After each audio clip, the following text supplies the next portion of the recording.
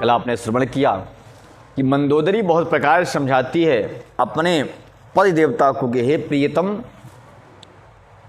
आप यह संग्राम मत करिए। हे प्रीतम, आप अपने संग्राम में जीत जाएंगे। जिनके दूत का ऐसा काम है, जो समुद्र में सेतु बांध दिया, पैर को जमा दिया, पर आप कुछ नहीं कर पाए, उनके स्वामी से आप युद्ध कैसे जीत पाएंगे।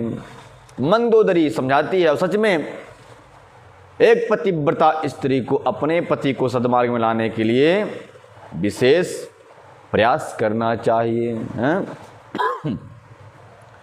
तो रखबारे हति विपिने उजारा, बता रही हैं मंदोदरी की रखबारों को मार दिया और आपके वाटिका को उजाड़ दिया, और देखत तो ही अच्छा ते ही मारा, आपके देखते देखते अक्षय कुमार को मार डाला। और जार सकल पुर की निशिछारा, कहाँ रहा बल गर्भ तुम्हारा। कहते हैं मंदोदरी के स्वामी, आपके देखते अक्षय कुमार को मार दिया, अशोक वाटिका को उजाड़ डाला, और जार सकलपुर कीन से छारा, तुम्हारे समस्त पुरी को, लंकापुरी को जलाकर छार कर दिया। तब तुम्हारा कहाँ रहा बल गर्भ, तुम्हारे गर्भ और तुम्हारा बल तब कहाँ था, बता दो। मंदोदरी जानती है कि ये नाटक कर रहा है, कुछ करेगा नहीं, ये फालतू में स्वयं मरेगा और दूसरों को मरवा डालेगा। ये बल कहाँ गया है तुम्हारा, अब कुछ बोलता ही नहीं है।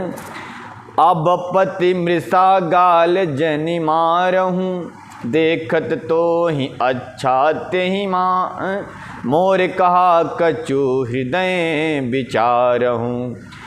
पति रघुपति नृपति जनि मानहूँ, अग जगन्नाथ अतुल बल जानहूँ। कहती मंदोदरी, है स्वामी, आप मृषा गाल मत बजाइए, सुनिए, व्यर्थ की झूठ गाल मत मारिए, डीग ना हाँकिए, मेरे कहने पर हृदय में कोई विचार कर लीजिए और रघुनाथ जी को जगतपति मान लीजिए। बल्कि वह जगन्नाथ हैं, चराचर जगत के स्वामी हैं, समस्त ब्रह्मांड के नायक हैं, उनको प्रणाम कर लो, अब स्वामी मान लो। बान्य प्रताप जानी मारीचा, तासु कहा नहीं मान हो नीचा, जनक सवा अगणित भूपाला, रहे तुम्हार बल अतुल विशाला, रहे बल अतुल विशाला। भांज धनुष जान की बिहाई, तब संग्राम जीते हूँ किए ताही, शूरपति सुते जान नहीं बल थोरा, राखा जियत आखी कहीं कोरा। जहाँ शिवजी का धनुष तोड़कर श्री रामचंद्र ने जानकी को ब्याहा, तब आपने उनको संग्राम में क्यों नहीं जीता। इंद्रपुत्र जयंत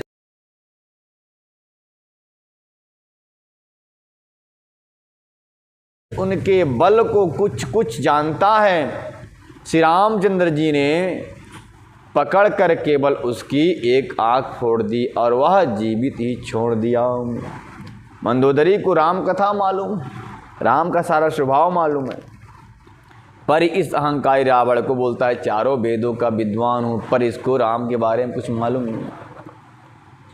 शूर्पण खा के गति तुम देखी, तदपि हृदय नहीं लाज बिसेखी। शूर्पणखा की दशा तो आपने देख ही ली, तो भी आपने हृदय में उनसे लड़ने की बात सोचते हैं, विशेष कुछ भी लज्जा नहीं आती आपको।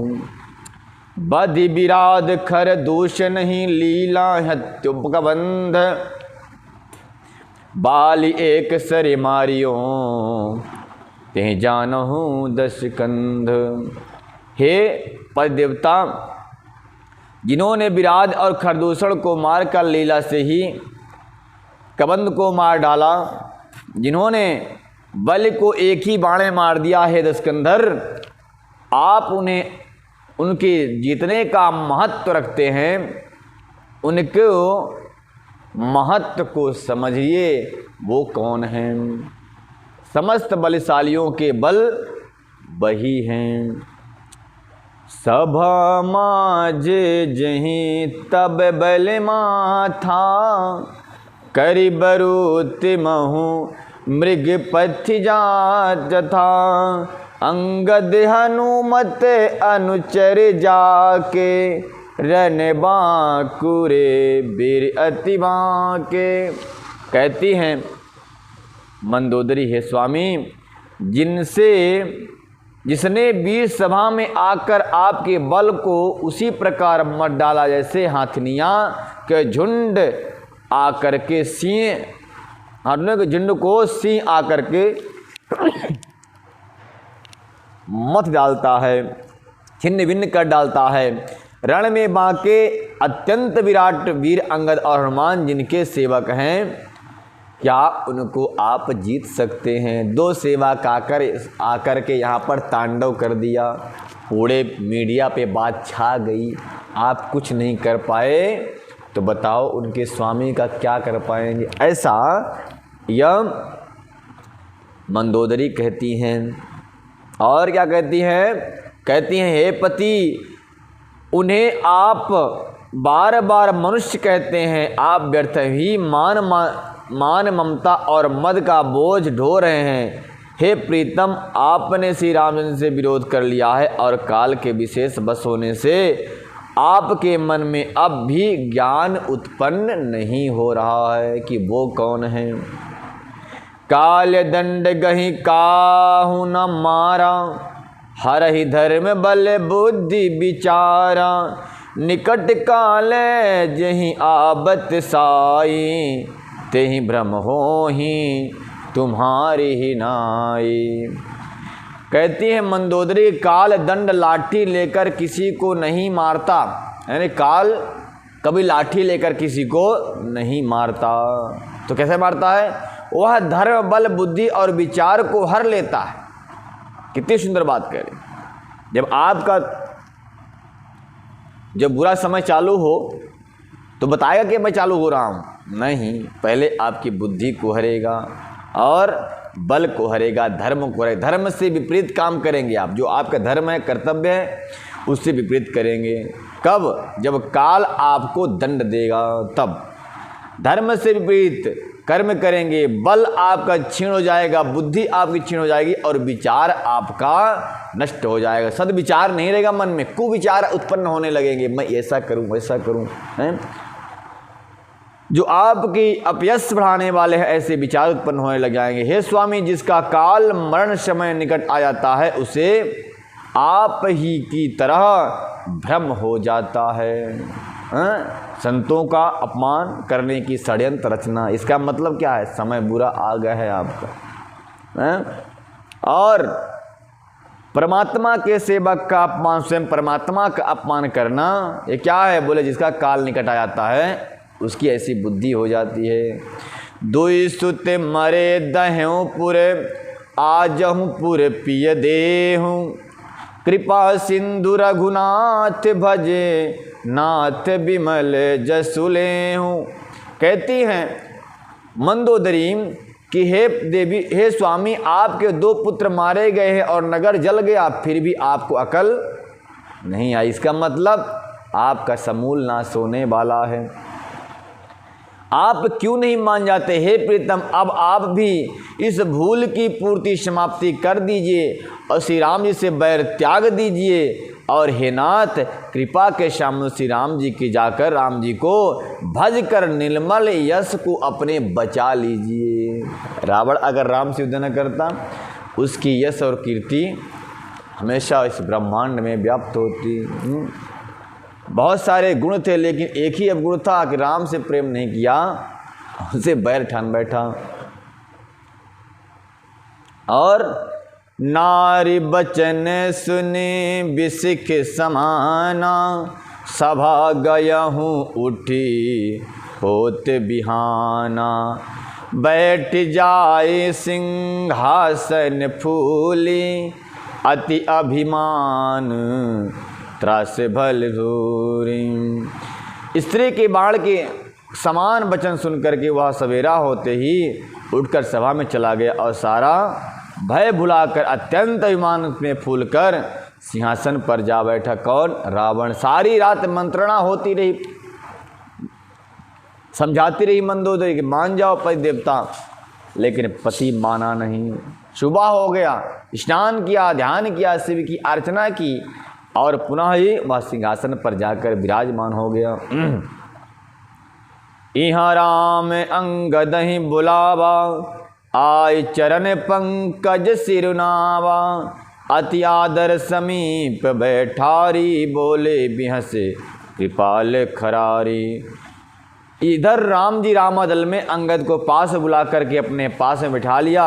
आकर के अंगद चरण में सिर नवा दिया और अति आदर समीप बैठकर बोला, बिहस से कृपा नहीं। हंसते हुए राम जी अंगद से बोले, क्या बोले? बाल तनय कौतुक अति तोहि, तात सत्य कहूँ पूछूँ तोहि। रावण जातु धाम कुल टीका, भुजबल अतुल जासु जगली का। हे बाली पुत्र, मुझे बड़ा कौतूहल हो रहा है तात, इसी में मैं आप तुमसे पूछता हूँ, सत्य कहना। जो रावण राक्षसों का कुल का तिलक है और जिनके अतुलनीय बाहुबल की जगत भर में धाक है, वह रावण कैसा है? बता दो मुझे। तास मुकुट तुम चारि चलाए, कहाँ हूँ तात कबनी विधि पाए। सुन शर भाग्य प्रणत सुख राकारी, मुकुट न होहि भूप गुण चारी। उनके 4 मुकुट तुमने फेंके थे तात, बताओ तुमने उनको किस प्रकार पाया? अंगद ने कहा है सर्वज्ञ, मैं शरणागतों को सुख देने वाले सुनिए, हे वे मुकुट नहीं है, वे 4 उस राजा के 4 गुण हैं जो मैं आपको दे दिया। हाँ, वो 4 गुण थे, 6 गुण नहीं थे। 6 गुण तो मस्तक में धारण कर लिया उसने, 6 अवगुण थे उसके अंदर जो मस्तक में उधारण किया मुकुट। और जो 4 गुण थे वो राम जी के चरणों में वह उठाकर अंगद ने फेंक दिया। अब बता रहे कौन कौन से गुण हैं उसमें? साम दाम अरुदंड विभेदा, नृप उर बसहि नाथ कह भेदा। नीति धर्म के चरण सुहाए, असज्य जान नाथ पहियाए। कहते हैं नाथ, वेद कहते हैं कि साम दाम दंड और भेद 4 राजा के हृदय में बसते हैं। ये क्या है? बोले गुण हैं। ये नीति धर्म के 4 सुंदर चरण हैं, किंतु रावण में धर्म का अभाव है। ऐसा जी में जानकर ये नाथ के पास आ गए हैं और उससे वह हीन हो गया। 4 गुण से शाम दाम दंड भेद, ये जिस राजा में नहीं होते वो राजा नष्ट हो जाता है, ऐसा कह रहे हैं। तो धर्महीन प्रभु पद विमुख, काल विवश 10 शीस। तेहि परिहर गुण आए, सुनहु कौशलाधीश। अंगद कहता है, हे प्रभु, धर्महीन है रावण और बोले प्रभु पद विमुख, प्रभु के चरणों से विमुख और धर्महीन हो गया, इसलिए रावण काल के अधीन हो गया। काल विवश 10 शीश, काल विवश कर दिया काल ने 10 कंधर को अपने अधीन करने के लिए। और क्या बोले? तेहि परिहर गुण आए, सुनहु कौशलाधीश।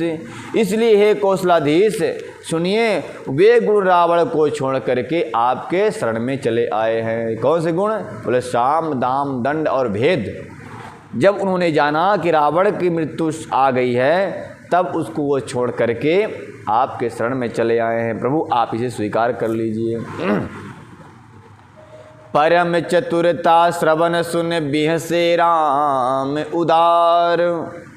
समाचार पुन सब कहे, गढ़ के बाल कुमार। इसके पश्चात राम जी ने जब चतुरता भरी बात को सुनी तो बड़े ही प्रसन्न हो गए, बहुत हंसने लगे, प्रसन्न हो गए अंगद पर। और अंगद से पुनः पूछा, बताओ उस गढ़ का क्या समाचार है। समाचार पुण्य कहे गढ़ के बाल कुमार, उस लंका नगरी का और समाचार क्या है, वो सब बाल कुमार यानी अंगद जी ने कह दिया। क्या कहा, रिपु के समाचार जब पाए, राम सचिव सब निकट बुलाए। लंका बांके चार दुआरा, कहीं विधि लागहीं करहूँ विचारा। कहते हैं लंका के 4 द्वार हैं, लंका में 4 द्वार, देहीं कहीं विधि लागहीं करहूँ विचारा। जब शत्रु के समाचार प्राप्त हो गए तब रामचंद्र जी ने सब मंत्रियों को साथ बुला लिया और कहा कि लंका के 4 बड़े विकट दरवाजे हैं, उन पर किस तरह आक्रमण किया जाए, इस ऐसा विचार करो। तब कपीस ऋक्षेस विभीषण, सुमिरी हृदय दिन कर कुलभूषण। कर विचार तिहें मंत्र दृढ़ावा, 4 अनेक कपि कटुक बनावा। तब बानरराज सुग्रीव, ऋषपति जावंत और विभीषण जी ने हृदय में सूर्य कुल के भूषण रघुनाथ जी का स्मरण किया और विचार करके उन्होंने कर्तव्य निश्चित किया।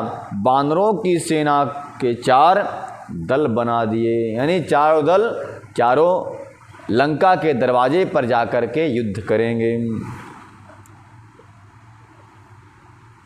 यथा जोग सेनापति कीन्हे, जो तप सकल बोले तब लीन्हे।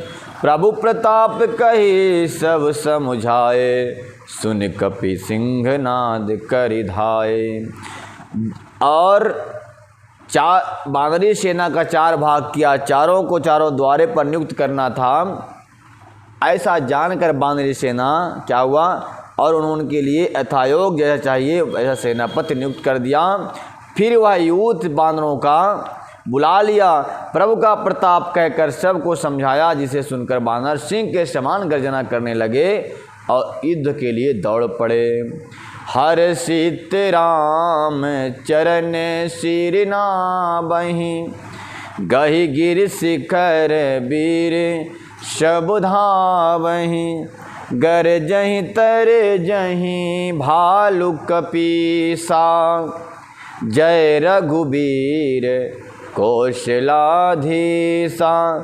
वे सब बानर हर्षित होकर दौड़ पड़े, प्रभु राम के चरणों में सिर झुकाते हैं और पर्वतों और शिखरों को ले लेकर सब वीर दौड़ते हैं। कौशल राज रघुनाथ जी की जय हो ऐसा पुकारते हुए भालू और बानर गरजते हैं, ललकारते रहते हैं।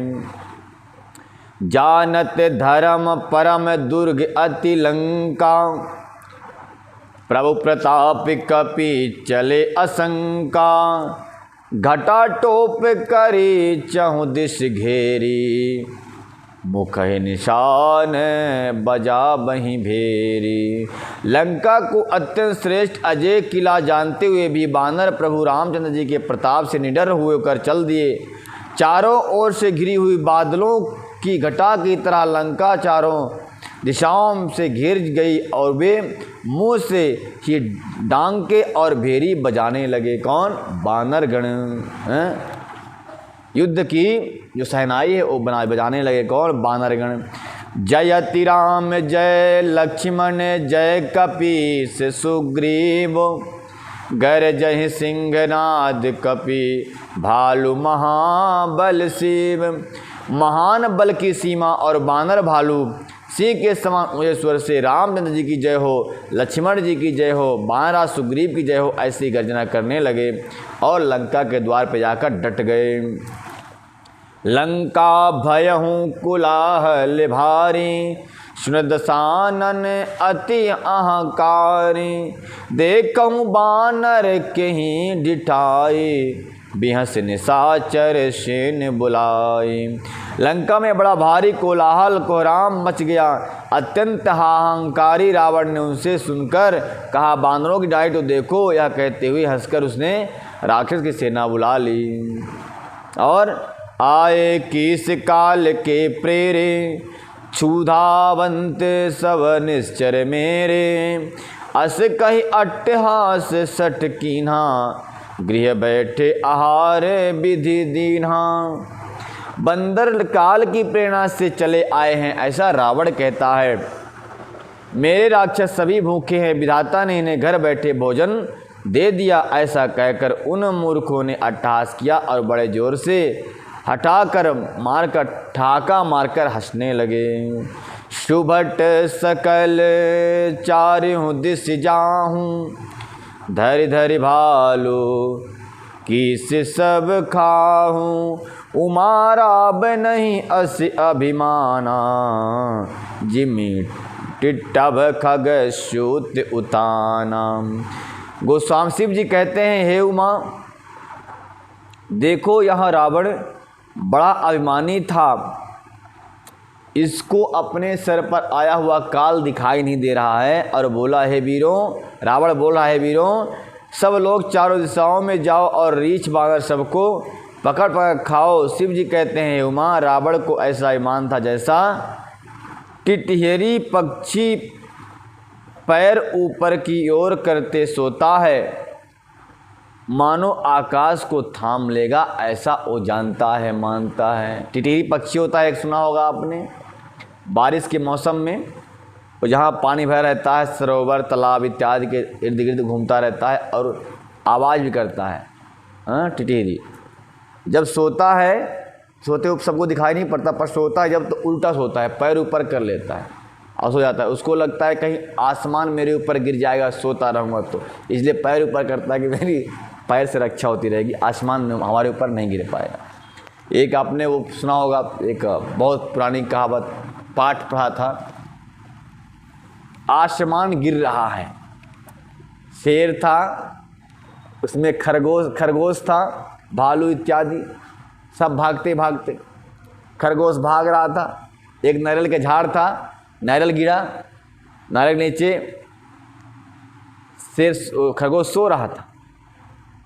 सोते हुए खरगोश को जब नारियल गिरा, धम्म से आवाज़ आई, तब उसे बोला, क्या गिरा हो?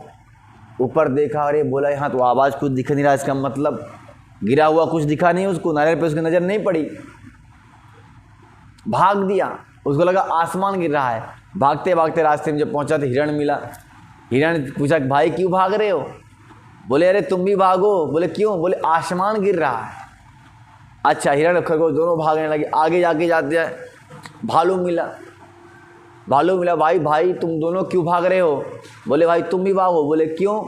बोले, आसमान गिर रहा है। भालू भी उनके पीछे भाग चला। इसके बाद हाथी मिला। हाथी भी पूछा, भाई तुम लोग क्यों भाग रहे हो? तो भागते भागते उन्होंने कहा कि तुम भी भागो, आसमान गिर रहा है। हाथी भी भागने लगा। तब जाके आगे शेर मिला। वह शेर पूछता है कि तुम लोग क्यों भाई भाग रहे हो? बोले, खरगोश बोला है तुम भी भागो, आसमान गिर रहा है। बोले, आसमान गिरता तुम लोग यहाँ कैसे आते? चलो दिखाओ कहाँ आसमान गिर रहा है। तब ले गया जब वहाँ पर शेर को खरगोश, तब पता चला कि ये तो नारियल गिरा है, आसमान नहीं गिरा है। तो इस प्रकार से वह टिटहरी पक्षी जो पैर ऊपर करके सोता है और सोचता है कि मैं आसमान को थामा हूं अपने पैर से, ठीक उसी प्रकार से रावण भी उसी टिटहरी पक्षी के समान है और सोचता है कि मैं ही सबसे बड़ा योद्धा। वो अहंकार में भरा पड़ा है, लेकिन इसको नहीं मालूम इसका अहंकार कुछ पल के लिए है। चले निशाचर आयसु मागी, गही करे भिंडिपाल सब सांगी। तोमर मुदगर परसु प्रचंडा, सूल कृपान परिग गिरिखंडा।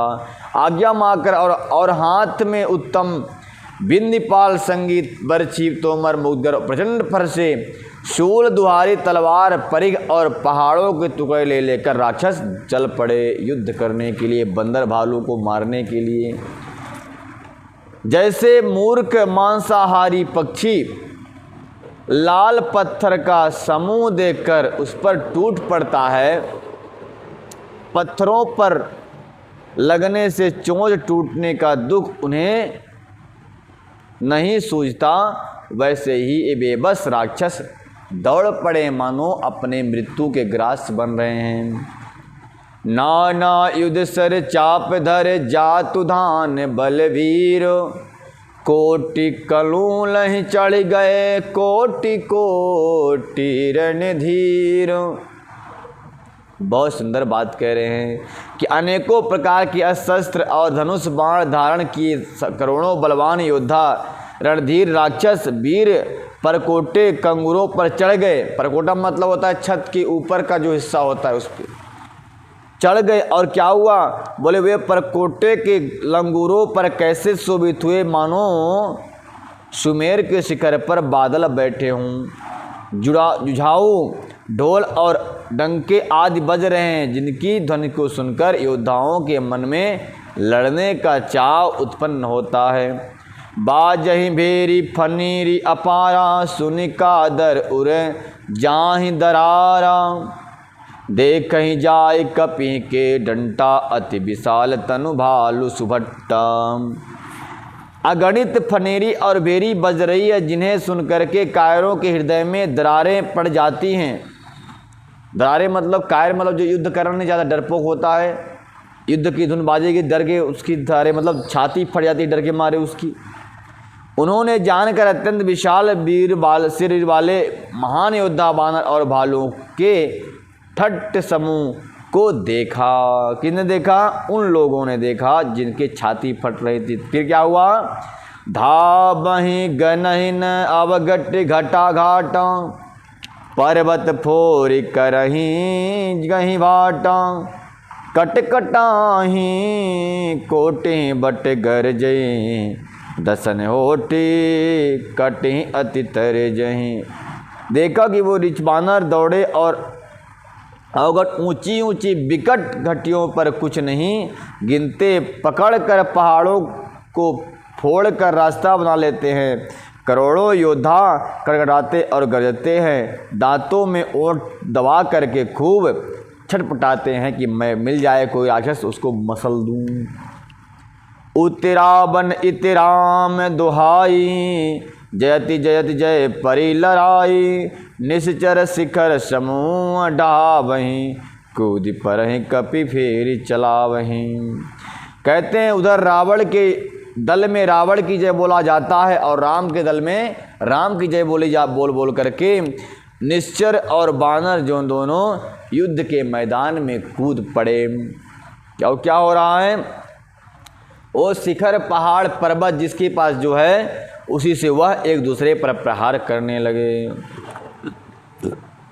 धरि कुटंग खंड प्रचंड मरकट, भालू गढ़ पर डारही, झपटहि चरण गही पटप मही भज, चलत बहुरे पचारही, अति तरल तरुण प्रताप तरपहि, तमक चढ़ी चढ़ी चढ़ी गए, कपि भालू चढ़े मंदिर जहाँ तहाँ, राम जसु गावत भये।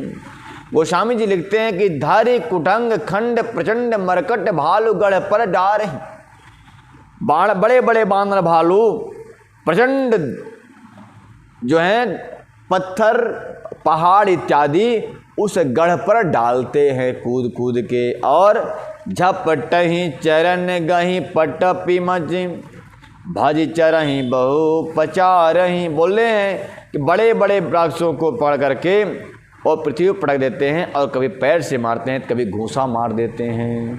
अति तरल तरुण प्रताप तरपहि, तमक तमक चढ़ी गए, और बानर भालू कूद कूद करके लंका में चढ़ जाते हैं, दुर्ग में चढ़ जाते हैं। कपि भालू चढ़ी मंदिर जाता, राम जसु गावत भय। और अनेकों मंदिरों, मंदिर मतलब भवन, लंका के भवन में बंदर चढ़ जाते हैं और राम जी के यश का गायन करते हैं, सुनाते हैं सबको, और युद्ध भी करते हैं। एक निश्चर गही पुनि कपि चले पराई, ऊपर आप हेठ भट गिरहि धरनी पर जाए।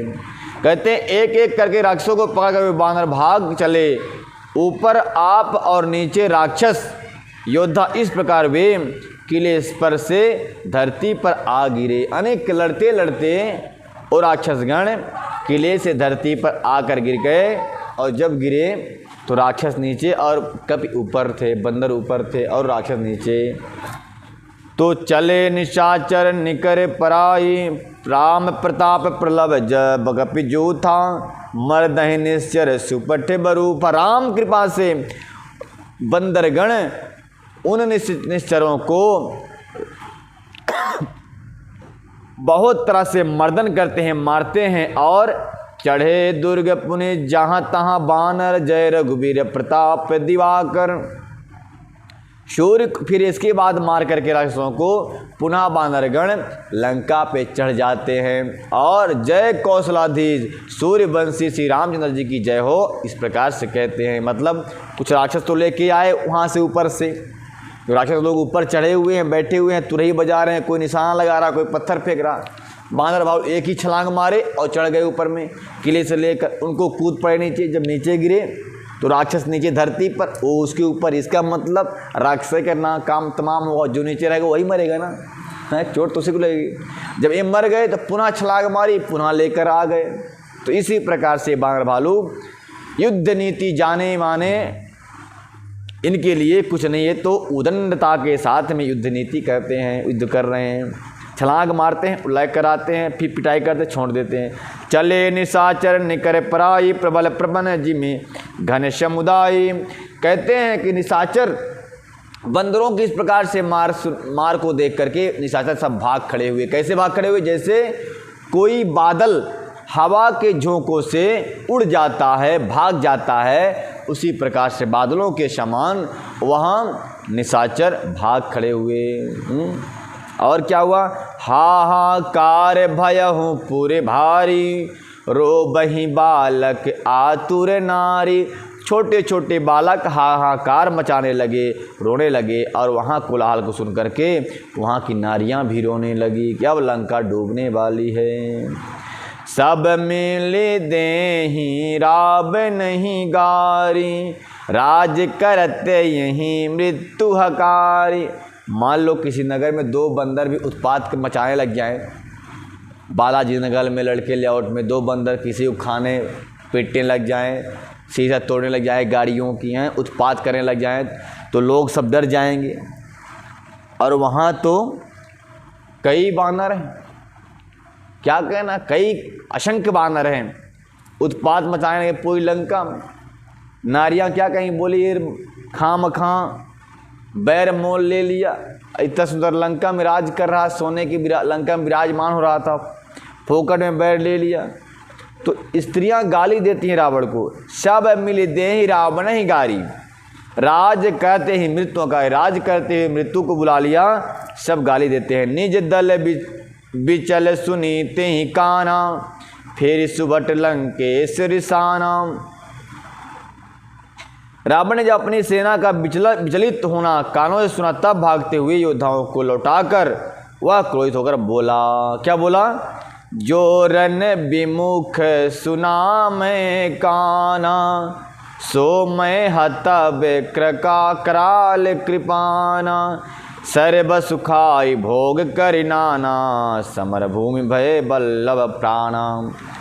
रावण ने कहा, अगर रणभूमि से भागोगे तो इधर आओगे तो मैं अपने तलवार से गर्दन उतार दूंगा, मार दूंगा।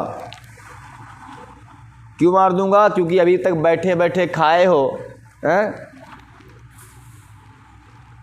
उसे स्वयं भयानक दुधारी तलवार से मारूंगा। मेरी शव कुछ खाया है, भांति भांति के भोग किए हो, और अब रणभूमि में प्राण प्यारे कैसे हो गए हैं।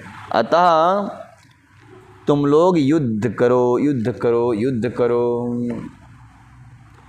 रावण उग्र वचन सुन के, युग्र वचन सुनि सकल डिराने, चले क्रोध करे सुबट लजाने, 10 सम्मुख मरन वीर कै शोभा, तब तिन प्रजा प्राण कर लोभा।